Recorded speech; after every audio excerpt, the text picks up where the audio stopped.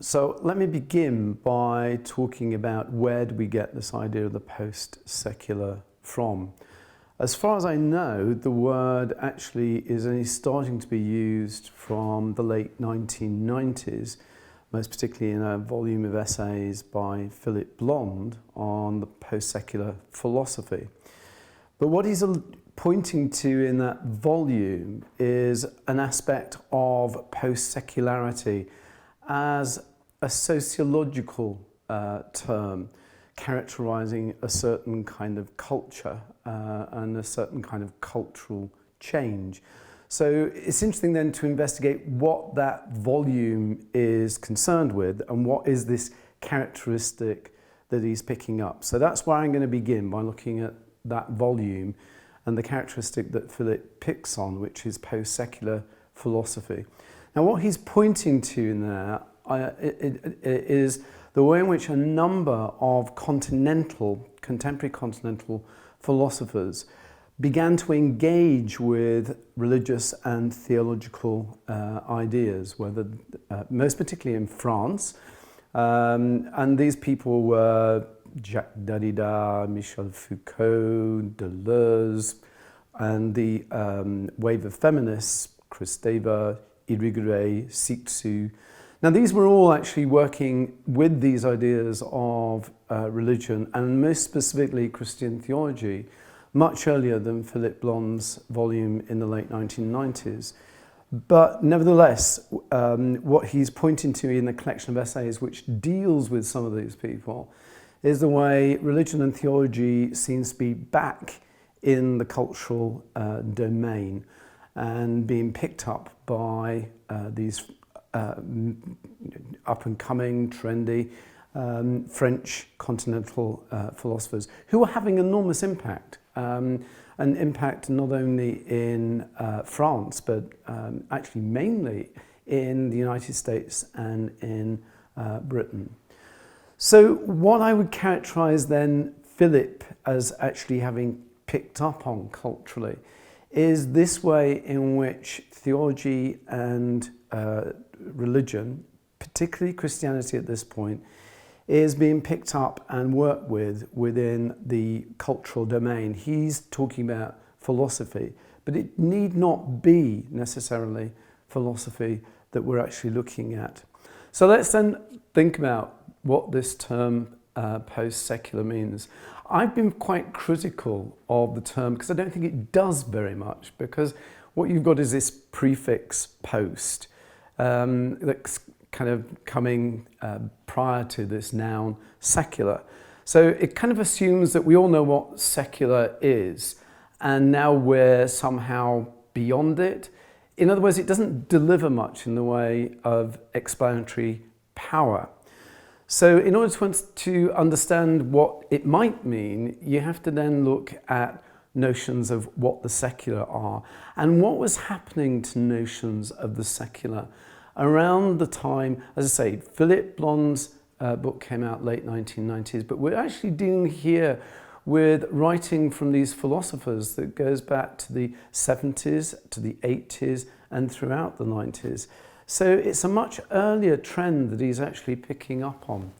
So what's happening to secular during that kind of period, if you like? And that's really kind of interesting, because today most people would actually want to talk about secularities and draw attention to how ambivalent the concept of secular happens to be. And I think we can actually start to see how certain kinds of understandings of the secular become destabilized within the 1970s.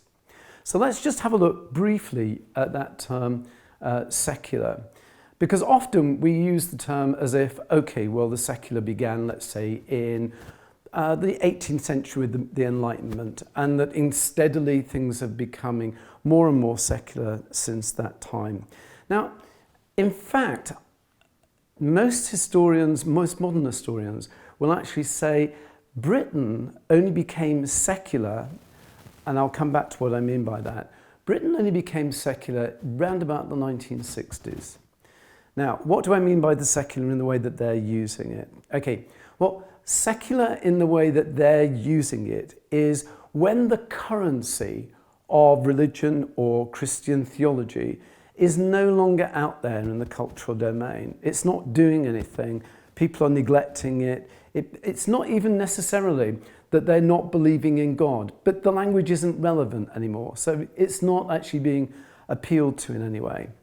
Now, within that kind of sense of what the secular is, and as I said, the secular is not an easy concept to actually understand at all, and it's fragmenting all the time. Within that understanding of what the secular is for those modern historians, then in fact, that currency of that language in theology, in religion, particularly in Christian theology, did not go out of date until quite late in the 1960s. I mean, let's think back to the 1960s, because what these historians are showing us, for example, is that the post-Second World War phenomena was an increase in the number of people going to church, an increase in baptisms, an increase in confirmations, an increase in marriages. But from the 1960s on, there is a tailing away of that that's really quite dramatic. Now, what they point to are two things that really are quite relevant here.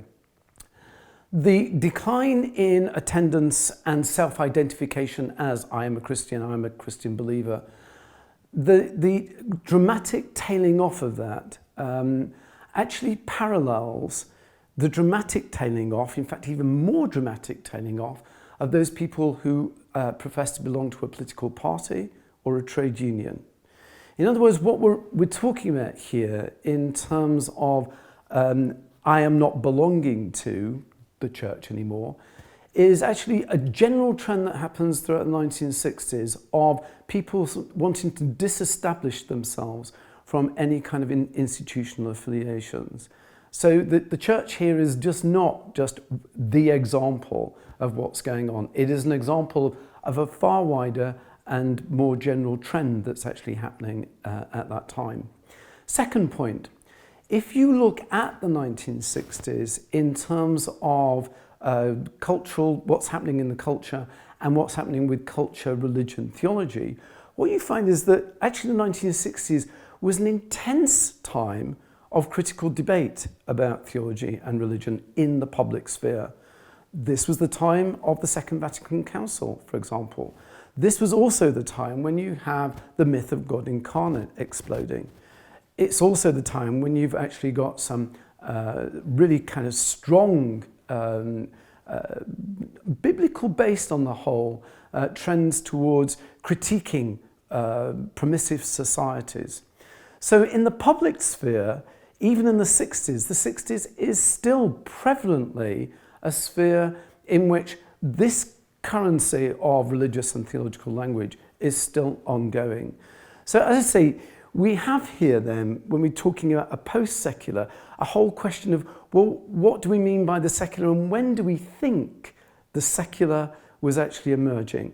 And as I said, as far as some of the modern historians are concerned in Britain, it wasn't actually something that took place until around about the 1960s. Furthermore, and this is where we're coming up to date now with these French philosophical thinkers who are starting to use theology and religious concepts in their thinking. Furthermore, it becomes more complex from the mid-1970s and becomes more complex because then you've got the rise of politicized Islam. Now, secular, when it was used before, was mainly a Christian concept. It was really an analysis of how a culture or society had moved away from its Christian foundations. But here now, in the cultural sphere, what you've got arising is a major explosion to do with Islam. In the 70s, on top of that, you've got a major influx of Eastern religions being picked up culturally. So a number of the kind of Buddhist and Western Buddhism starts to emerge very strongly at this particular time. What you've also got at this time is waves of migration from places like Bangladesh, places like Pakistan, places like India, into places like the United Kingdom. And so what you're actually getting is a number, is quite a raise in the levels of religious diversity that's actually going on at religion in Britain at that time. And that makes then for, well then, what is the secular at this particular point? It makes for that fragmentation and instability that I'm actually talking about. This then starts to get picked up in terms of what I would want to call, rather than post-secular, and I said that I was going to be critical of the concept post-secular because it doesn't do anything.